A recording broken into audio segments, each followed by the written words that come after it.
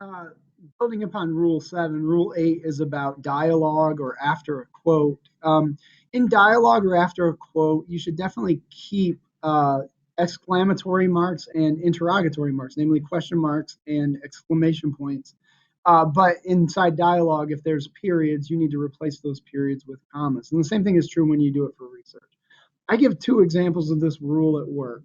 Many of the students that I have in this class are taking English 11 or taking another course at the English 11 level and had to write a narrative composition.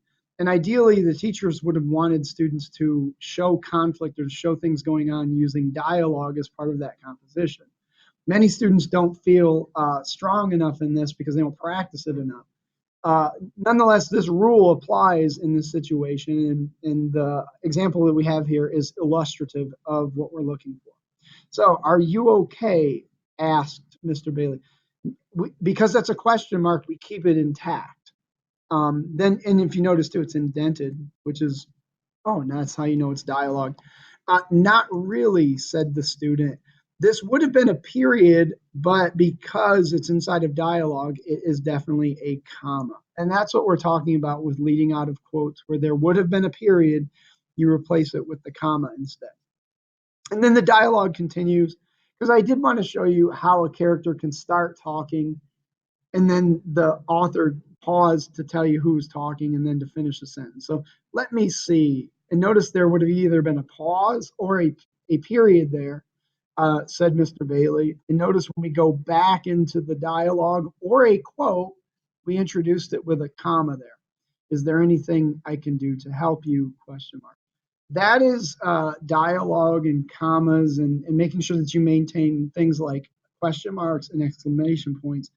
Nonetheless, when you had periods that was either in a dialogue or in a quotation, those have to be replaced with commas, unless they're at the tail end of the quotation mark. But that's a different scenario altogether, and I'm not worried about that.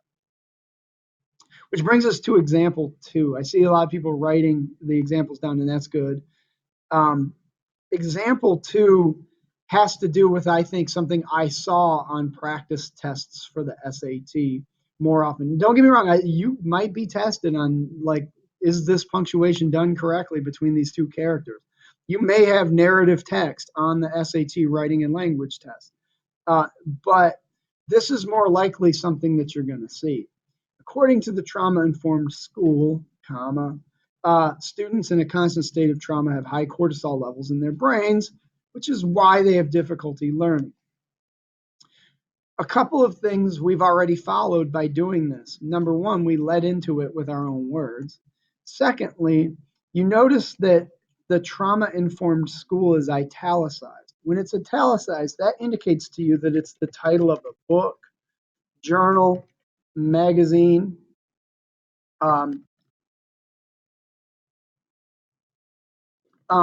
actually albums, like musical albums, are also underlined or italicized the same way, etc. But it's good to know for the sake of formatting when you do your own writing or when you read the SAT and you see they've italicized some words. A lot of times it's to indicate that it's the title of a book, journal, magazine, or other publication. So this follows the rule because we led into it with our own words, with the comma. Students in a constant state of trauma have high cortisol levels in their brains.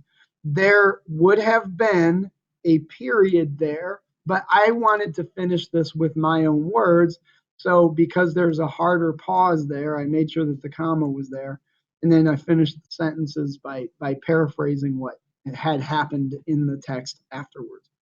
But that is basically the rule about, using commas with regard to quotations and with regard to dialogue. And both of those examples will give you a good idea of what you should and should not do for commas.